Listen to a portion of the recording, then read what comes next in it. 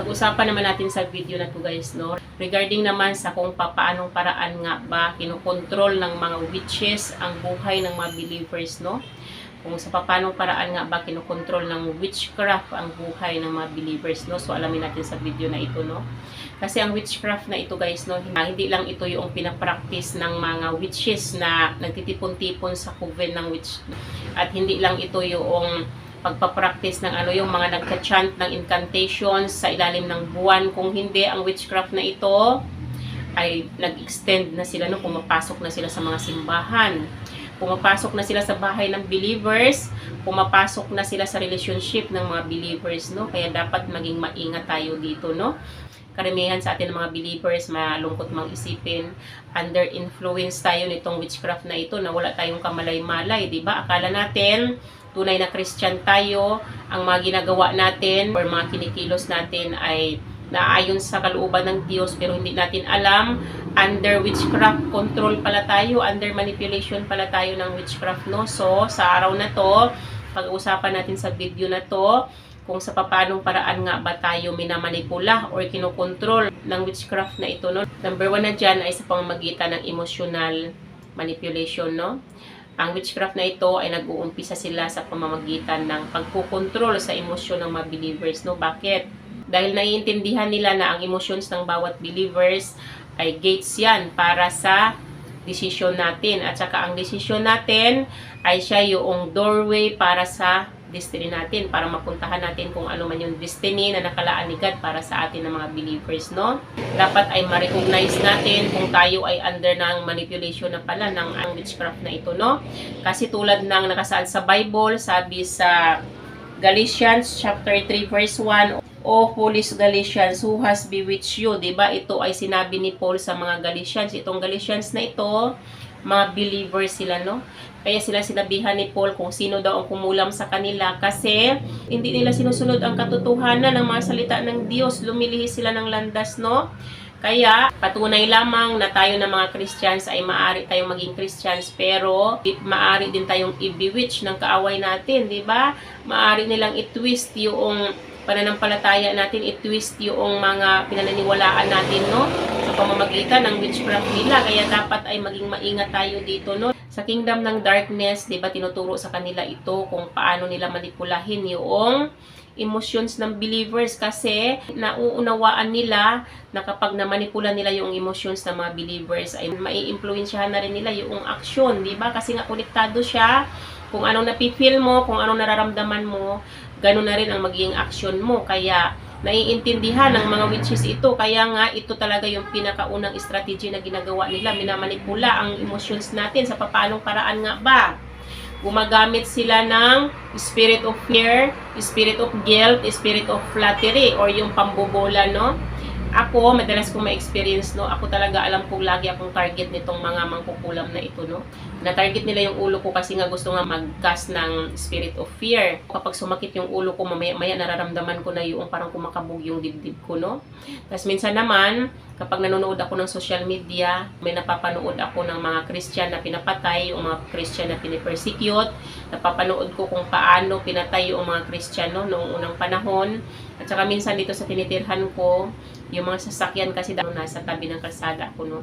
Yung mga sasakyan na parang lumilipad na, ang bilis-bilis ng patakbo, parang gusto talaga akong takutin, parang sinasadya para matakot ako, no? Kaya dapat ay ito ay pakaiwasan natin kasi kapag tayo nakaramdam ng takot, alam natin ang takot na ito, makakasira ito sa isip natin, di ba? Kapag tayo takot, ay mai-impluwensyahan ito yung desisyon natin kapag takot tayo, no?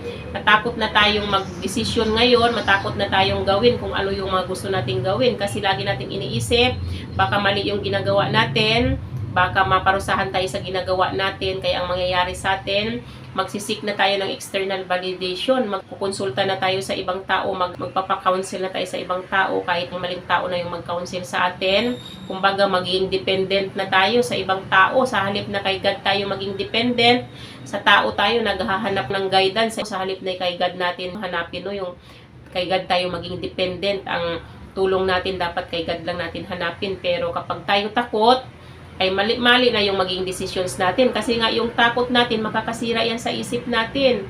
Mai-influensyahan niya yung mga decision makings natin. Kaya dapat ito pakaiwasan natin. Kapag tayo nakaramdam ng takot, ay rebuke natin kaagad, no? Kasi gawain ko to. Kapag nakaramdam ako ng takot, sinasabi ko, I rebuke, I bind, I cancel.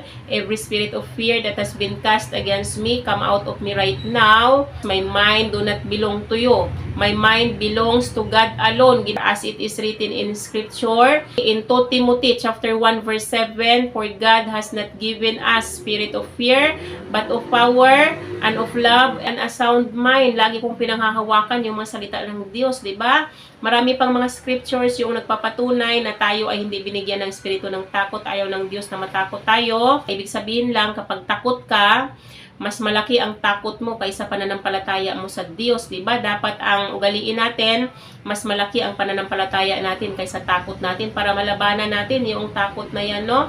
So yan ay pakaiwasan natin yung espiritu ng takot na yan kasi kapag tayo nakaramdam niyan, ibig sabihin na trap na tayo ng kaaway natin, no? Na-impluensyahan na nila yung utak natin, no? At saka, yung spirit of guilt, no? Spirit of guilt, isa din yan sa paraan na ginagamit ng witches para manipulahin tayo, di ba? Kadalasan sa atin na tayo ng mga Christians, napipilitan lang tayo na gawin yung mga gawain na pang Diyos kasi takot tayo na magkasala, di ba? Ganun ang ginagawa natin, nagpipray lang tayo dahil sa takot tayo na magkasala sa Diyos. Nagbibigay tayo sa kapwa natin dahil takot tayo na malabag natin ang kautusan ng Diyos. Na sumusunod lang tayo sa mga salita ng Diyos dahil parang may pumipilit sa atin, parang pinupuwersa tayo, di ba? Yung mga gawain na yan ay hindi yan gawain ng may genuine heart, hindi yan gawain ng mga tao na may pagmamahal sa puso, at saka higit sa lahat, ang gawain na yan, hindi yan gawain ng Holy Spirit ni God. Ayaw ni God na ganun ang gawain natin. Ang gusto ni God, kapag nagbigay tayo sa kapwa natin, dahil yan ang gusto ng puso natin, nararamdaman natin, di ba? Yan ang nararamdaman natin na gusto nating magbigay dahil sa pagmamahal natin sa kapwa natin, gusto nating tumulong, gusto nating magbigay. At saka kung mag-pray man tayo, ang gusto ni God, mag-pray tayo dahil gusto talaga natin na ilapit yung sarili natin sa Kanya. Gusto natin magkaroon ng personal na communication or personal na connection sa Kanya. Yun ang dahilan kung bakit tayo nagpipray, di ba? Kung tayong mag-pray dahil natatakot lang tayo na magkasala tayo sa Diyos, di ba? Hindi dapat ganun ang ginagawa natin, no?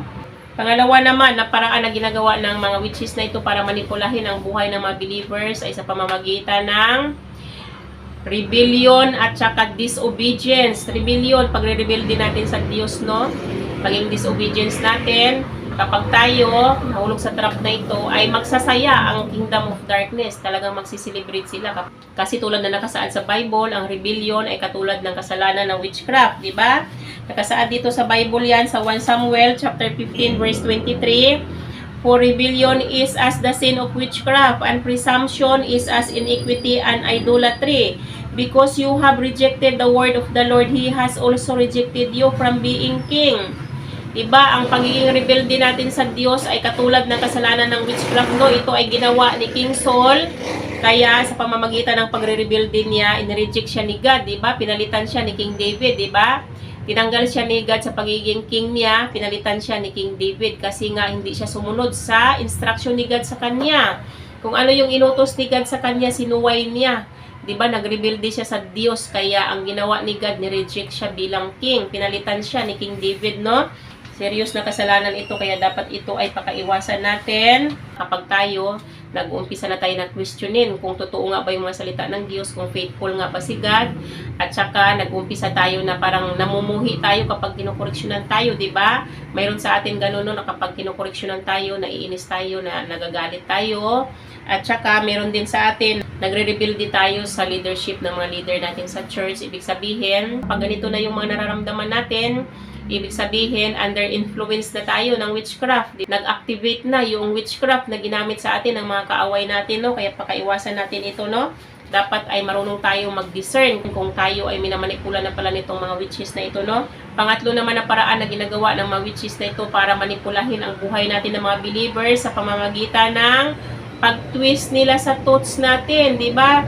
Pinipilipit or binabaluktot nila yung isip natin. Kasi alam nila, kapag sila nakapagtanim ng isang deceptive idea, nakapagtanim sila ng mga taking imaginations, di ba? Nagmumuni-muni kayo, nag-imagine kayo ng mga pangyayari na hindi naman sa Diyos, na hindi maka-Diyos na mga isipin yan, ay ibig sabihin ay nahulog kayo sa trap nila, di ba? Ibig sabihin under influence nila yung isip ninyo kapag ganito na yung mga iniisip ninyo, no? Kasi alam naman natin, ang mind natin, battleground. Ibig sabihin, nandiyan nagaganap ang labanan between good at saka evil, no? Kaya dapat ay pakaiwasan natin na yung isip natin ay makapag-receive ng mga deceptive na ideas, yung mga intrusive thoughts na hindi pang Diyos, no? Ang mga witches na to, specialty nila yan na magpadala ng mga negative na thoughts diyan sa isip mo para sa halip na mag-meditate ka sa mga salita ng Diyos, sa halip na nagmumuni-muni ka sa mga salita ng Diyos, iba na ang laman ng isip mo. Iba na yung minumuni-muni mo, yung mga ungodly na mga thoughts na, yung thoughts na sinend ng witches na ito, di ba? Pag ganito na yung mga naiisip natin, i-rebuke natin kaagad. While ko to, sinasabi ko palagi, I rebuke, I cancel every thoughts that is not of God, come out of my mind, for my mind do not belong to you. And I declare, I have a sound mind, I have a mind like Christ's mind. Ganun ang ginagawa ko, no? Tapos, I break and I bind your power, and I command your power to be dismantled and broken now in the mighty name of Jesus. Ganun ako pag nag-review. Kapag nadidiscern ko na yung mga iniisip ko, napapalitan na ng mga negative thoughts, napapalitan na ng mga deceptive ideas, ay nire-review ko kaagad yan para hindi na lumala pa. Kasi tulad ng nakasaad dito sa 2 Corinthians chapter 10 verse 4, for the weapons of our warfare are not of the flesh, but have divine power to destroy strongholds. We destroy arguments and every lofty opinion raised against the knowledge of God, and take every thought captive to obey Christ. Diba? Kaya nga, nakasaad nga dito, ang sandata ng laban natin ay hindi yung pang-tao. Kaya, kung gusto natin na ma-defeat itong witchcraft na ito, ang panlaban natin ay yung prayer, mga scripture ni God, kasi yun ang makakadefeat sa kanila. Armor ni God, di ba? Ganyan ang panlaban natin sa mga kaaway natin. Pag tayo alam natin kung paano lumaban spiritually, hindi tayo madidefeat nitong mga kaaway natin, no? Pang-apat naman na paraan na ginagawa ng witch para manipulahin ang buhay natin ng mga believers sa pamamagitan ng pinagmumukha nila tayong spiritual sa panlabas na anyo natin, pero ang totoo, powerless tayo sa loob, di ba? Ito yung pinakadelikado na panlilin lang sa atin ng mga kaaway natin. Akala natin, totoong Christians na tayo, akala natin anak tayo ng Diyos, pero ang totoo, under influence pala tayo nitong witchcraft na ito, no? Alam natin na ang totoong anak ng Diyos ay lead ng Holy Spirit ni God, di ba? Kasi nakasaad yan sa Bible, those who are led by the Spirit of God are children of God. So ngayon ikaw, mukha kang religious kasi nagsisimba ka, nag-worship ka, tapos nagpipreach ka ng mga salita ng Diyos, ay talagang maka-Diyos ka tingnan sa panlabas na anyo, pero deep inside, ano ang laman ng puso mo? Pansinin niyo, deep inside, ano ba ang laman ng puso ninyo? Nakaalayin ba yan sa kalooban ng Diyos? At saka, nagpapalid nga ba kayo sa Holy Spirit of God? Hindi ba ninyo nire-resist yung leadership ng Holy Spirit of God, di ba? Kasi tulad na nakasaad na sa Bible, kung ikaw, totoong Christian ka, dapat kalimutan mo na yung sarili mo. Ikaila mo na yung sarili mo, di ba? Pasanin mo yung cross mo, sundin mo si Jesus Christ. Ganun ang totoong Christian, di ba? Ibaliwala mo na yung sarili mo, yung flesh mo. Huwag mo nang i-gratify yung flesh mo. Magpalid ka sa Holy Spirit ni God, di ba? Dapat ang lahat ng gagawin mo naaayon na sa kalooban ng Diyos. Pero nakikita ka ng tao na makadiyos ka, pero sa loob-loob mo ikaw ay powerless, di ba? Wala kang power kasi hindi ka filled ng Holy Spirit of God. Kasi alam natin ang nagbibigay ng power sa mga Christian ay ang Holy Spirit ni God, di ba? Itong mga ganitong tao, bagay na bagay sa inyo itong dinescribe dito sa 2 Timothy chapter 3 verse 5. Having the appearance of godliness but denying its power, avoid such people, di ba? Tulad nga ng sinabi ko, nagmumukha kang makadiyos sa panglabas na anyo mo, pero sa loob-loob mo ay iba yung laman ng puso mo, no? Ito talaga yung assignment ng mga witches na pahinain yung pananampalataya mo. Hindi ka nila pipigilan na magsimba, hindi ka nila pipigilan na magkaroon ng religion, pero ang gusto nila ay pigilin yung power mo bilang Christian, di ba? Sa pamamagitan ng ilayo ka nila sa Diyos, di ba? Kapag ikaw, hindi ka nagpapalid ng Holy Spirit ni God, ibig sabihin, nahiwalay ka doon sa source of power. Kaya wala kang power, magpipray ka, pero wala kang fire. Yung prayer mo, ineffective, walang fire. Kakanta ka, pero walang spirit. Kasi hindi ka filled ng Holy Spirit ni God at saka magkukot ka ng scripture pero wala kang authority. Isa sa paraan na ginagawa ng witches na para kontrolin ang buhay mo bilang believers. Akala mo malaya ka bilang Christians, binigyan tayo ng kalayaan. Akala mo malaya ka, hindi ka enslaved nitong witchcraft na ito, pero ang totoo, hindi enslaved ka nila, no? Yan ang gusto nilang paniwalaan mo. Tsaka ang mga witches na ito, gustong-gusto nila yung mga Christians na powerless. Siyempre, di ba? Wala kang power kahit anong pray mo, ineffective yung prayer mo, kahit anong quote mo ng scripture kasi wala kang authority, hindi ka makakadamit sa kanila kasi wala kang authority, di ba? Tulad na lang nung anak ni Sceva, no? Si Sceva ay high priest siya, may mga anak siya, 7 anak niyang lalaki. Tinry nilang mag-cast out ng demons doon sa demon possessed, no? Ginagaya-gaya nila si Apostol Paul, no? Nag-cast out sila ng demons. Wala silang authority kasi wala naman silang relationship kay God, wala silang personal relationship kay God, kumbaga, wala silang authority na mag-cast out ng demons. So, ang sagot sa kanila ng demons, Jesus I know, Paul I recognize, but who are you? Ganun ang sagot ng demons sa kanila, no? So, ang nangyari, na-defeat sila ng demons. Yun ang dahilan kung bakit tumakbo sila palabas ng nakahubad, di ba? Tingnan mo kung ano ang nangyari sa kanila dahil wala silang authority. Hindi nila kayang mag-cast out ng demons kasi wala silang authority. Sabi sa Zechariah chapter 4 verse 6, not by might nor by power, but by my spirit, says the Lord. Hindi nakukuha sa lakas, hindi nakukuha sa kapangyarihan natin bilang tao, hindi nakukuha sa strength natin bilang tao, kung hindi sa pamamagitan ng Holy Spirit niya. Yun ang nag-i-empower sa atin. Powerful ang mga totoong believers. Maraming authority ang totoong believers dahil yan sa Holy Spirit ni God na nagdudwell sa totoong believers, no? Pero kung ikaw, hindi ka naman filled ng Holy Spirit ni God, ay powerless ka talaga, di ba? Madidipit ka talaga nitong mga witches na ito, lalo na kung hindi mo alam kung ano ang authority mo, di ba?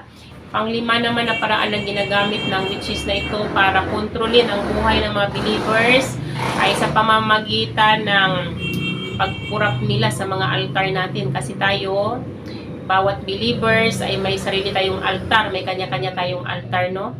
Ang gagawin ng mga witches na ito, sisirain nila yung altar natin kasi kapag nasira nila yung altar natin, nakurap nila yung altar natin, masisira na rin nila yung prayer life natin, masisira na rin nila yung spiritual life natin, no? Kaya nga ako naobserbahan ko, may lamisita ako na pinagpapatungan ko siya ng Bible ko, prayer book ko, pinagpapatungan ko ng ganun, no? Inaamag, kahit anong linis ko, ilang araw lang aamagin na naman gawain ng witchcraft, no? Kasi nga gusto nilang i-corrupt yung altar ko para nga makurap nila yung prayer life ko, di makurap nila yung spiritual life ko, no? Kaya dapat maging maingat tayo dito, no? Kapag nakurap yung altar natin, nakurap yung prayer life natin, magiging prayerless na tayo. Mahiwalay tayo sa God, mahiwalay tayo doon sa source of power. Maging vulnerable tayo sa atake nitong mga witches na ito kasi wala na tayong covering, wala na tayong protection kasi inalis na natin yung prayer life natin. Kaya tayo nagtatagumpay laban sa mga witch na to dahil doon sa source ng power natin na si God, di ba?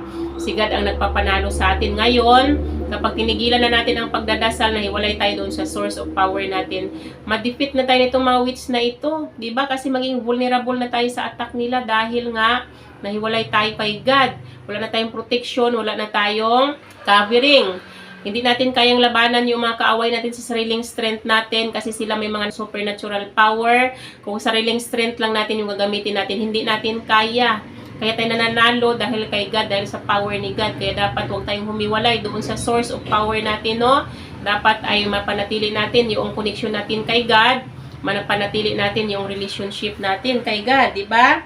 At saka nakasaad din yan sa Leviticus chapter 6 verse 13, fire shall be kept burning on the altar continually, it shall not go out, di ba? Sa Old Testament, pinag-uutos ni God na yung dapat yung altar nila ay mananatili ang apoy, di ba? Continuous, huwag nilang papatayin yung apoy nila, di ba?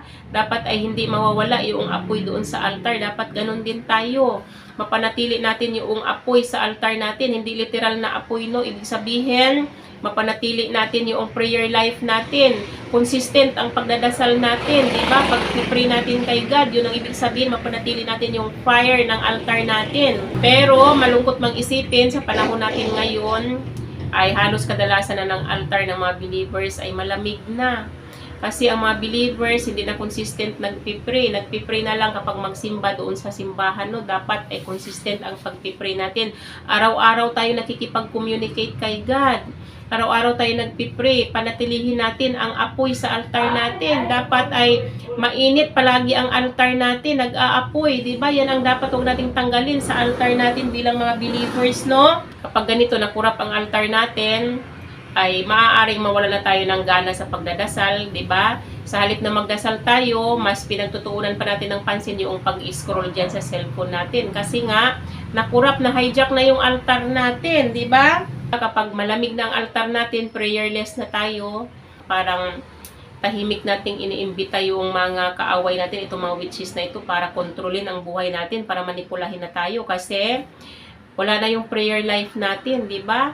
Pinatay na natin yung prayer life natin. Kaya dapat huwag natin gawin yan, no? Kung ayaw natin na masira yung buhay natin bilang believers, masira yung pananampalataya natin sa Diyos, no? At saka pang-anim naman na paraan na ginagawa ng mga witches na ito para kontrolin ang buhay ng mga believers sa pamamagitan ng hidden soul ties at ungodly soul ties, no? Ibig sabihin, itong mga witches na tumaparaan sila, no? Magawa talaga sila ng paraan para mamanipula ka. Andiyan na yung magpapadala sila ng mga tao na pwedeng makipagrelasyon sa'yo, pwedeng maging karelasyon mo, di ba? Kadalasan pa dito, magpapanggap pa ng mga believers or mga Christian, itong mga ganitong tao. Pero ang totoo talaga, ay mga nag-aaral ng witchcraft. Napakadelikado itong ganitong panlilinlang sa atin ng kaaway natin. Kasi kahit tayo, hindi tayo nag-aaral ng witchcraft, hindi natin alam mag-cast ng spells, pero nakikipagrelasyon tayo dito sa mga maaalam sa witchcraft or nag-i-engage sa witchcraft, ay parang gano'n na rin tayo, di ba? Parang gano'n na rin ang ginagawa natin. Kasi tayo ay pinaalalahanan sa Bible, di ba? Anong sabi dito sa 1 Corinthians chapter 15 verse 33, do not be deceived. Bad company ruins good morals. Diba? Sabi nga dito, huwag tayong magpapadaya. Dahil ang masamang kasama ay nakakasira ng ugali ng isang tao. Nakakasira ng ugali ng believers. Magiging bad influence itong mga ganitong tao sa atin. Diba? Pinaalala pa yan sa atin sa Bible na huwag tayong makiisa or makisama sa mga unbelievers kasi pwede nga tayong ma-impluensyahan. Bad influence ang hatid nila sa atin, kaya dapat ay ihiwalay natin yung sarili natin sa kanila, no? Kapag ikaw nakipagrelasyon ka sa mga tao na may taglay na evil spirit or demonic spirit, ay yung power ng witchcraft ay pwedeng dadaloy sa iyo sa pamamagitan noong ungodly soul ties or mga negative soul ties na kinabilangan mo. Kaya dapat ito ay pakaiwasan natin. Kahit na tayo, iniwasan natin na magkasala, di ba? Dahil halimbawa tayo ay mga believers, kinalimutan na natin kung paano magkasala, di ba? Tinalikuran na natin ang mga kasalanan, pero hindi natin pinutol yung pagkikipagrelasyon natin dito sa mga ungodly na tao na alam natin na sila yung nag-i-influensya sa buhay natin. Kung sino yung nakakasama natin sa araw-araw, yun ang nakaka-influensya sa atin. Kumbaga, sila yung nag-feed sa atin ng mga masamang gawa. Kung gusto natin na mabago ng tuluyan yung buhay natin, magiging tunay na anak tayo ng Diyos, pati yung relationships natin, i-cut off na rin natin, mapa-romantic relationships, mapa-friendly relationships, or relationships natin sa pamilya natin, kung yan ay mga unbelievers, ungodly relationships yan, ay i-cut off na natin yan, di ba? Kay God lang tayo mag-focus para hindi tayo ma-influensyahan itong mga ungodly people na ito, no? Pang-pito naman na paraan na ginagamit ng witchcraft na ito para manipulahin ang buhay ng believers ay sa pamamagitan ng pinapanatili kanila ng spiritually ignorant. Kumbaga, pinanatili kanilang spiritually dead, wala kang alam spiritually kasi alam nila na ang Christian na spiritually dead or ignorant ay madali lang i-defeat, di ba? Madali lang mahulog sa trap nila kasi kahit na nasa spiritual warfare ka na pala, hindi mo alam, akala mo normal na nangyari sa iyo, hindi mo alam na under attack ka na pala, hindi mo kayang ipagtanggol yung sarili mo kasi hindi mo alam kung anong gagawin mo, hindi mo alam kung anong nangyayari sa iyo, ay ibig sabihin ay panalo na itong mga witches na ito, di ba? Ni wala kang kalaban-laban kasi wala kang alam spiritually. Ito ang pinakadelikado, yung mga Christians na nasa war ka na pero hindi mo alam na nasa war ka na. Napakadelikado kasi mahuhulog ka talaga sa trap nila. Matatalo, madidefeat ka talaga nitong mga witches na ito kasi sila, maalam yan sila sa spiritual na mga bagay, tapos kapag ikaw wala kang alam, napaka-vulnerable mo sa attack nila. Sa kingdom ng darkness, ang karunungan or kaalaman ng isang believer, ayan ang kinakatakutan nila. Kapag ang mga believer gising na gising sa katotohanan, kapag ang mga believer ay maraming alam sa spiritual na bagay, alam nila kung ano yung mga nararanasan nilang spiritual warfare, alam nila kung ano ang gagawin nila. Ito ang kinakatakutan ng mga witches na ito. Ang mga witches na ito, nag-ooperate sila in secret. Nagtatribe sila kapag ignorante ang mga believers, pero ang mga awakened na believers, ito ang kinakatakutan nila kasi alam nila na ang mga awakened na believers ay pwedeng magbigay liwanag sa mundo na ito, di ba? Pwedeng magbigay liwanag sa mga tao na nakakaranas din ng spiritual warfare, sa mga believers na nakakaranas din ng spiritual warfare, para mabigyan sila ng idea kung ano ang dapat nilang gawin. Kaya dapat talaga ay magkaroon tayo ng kaalaman spiritually para mapalaya natin yung sarili natin tulad na nakasaad sa Bible. Sabi sa John chapter 8 verse 32, and you will know the truth and the truth will set you free. Kailangan nga nating malaman ang katotohanan. Kapag tayo alam na natin ang katotohanan, halimbawa dumadanas tayo ng spiritual warfare, alam natin kung ano yung nararanasan natin, alam natin kung ano ang hakbang na gagawin natin. Ibig sabihin, alam mo ang katotohanan, mapapalaya ka ng katotohanan na ito, di ba? Para hindi ka na magiging alipin itong witchcraft na ito, para hindi ka na magiging under influence itong witchcraft na ito, mapalaya mo ang sarili mo. Kaya napakahalaga na malaman natin ang katotohanan, kung ano nga ba ang katotohanan spiritually, di ba? Dapat ito ang pagsikapan natin na pag-aralan, itong mga spiritual na bagay, kasi tulad ng sinabi ko, tayo na mga believers, nasa war tayo. So, magdasal tayo guys, no, para maialis natin yung sarili natin dito sa control ng mga witches na ito, no. Heavenly Father, in the name of Jesus, who holds all authority in heaven and on earth, I come against the spirit powers of witchcraft working against your purpose in my life. As the Church of the Living God, we bind and break the influence of satanic covens, occult groups, and servants of darkness seeking to infiltrate our communities through deception, manipulation, and wicked assignments. By the power of Christ's cross and resurrection, we cancel your evil intentions and render your curses impotent and of no effect in our lives. We resist you, firm in our faith, and you must flee from us. Every spiritual force, bow down before the name of Jesus, whose name is above all name, and who has all rule and dominion. We plead the blood of Jesus over our families, homes, churches, cities, and this nation. No weapon formed against us shall prosper. We belong to the Lord and are overcome by the blood of the Lamb and the word of our testimony. In Jesus' name I pray. Amen. So, yun lang naman yung aking may share sa inyo guys, no. Sana may natutunan kayo sa akin sa araw na to. Hanggang dito na lang yung aking video. Bye-bye and God bless you all. Bye-bye everyone.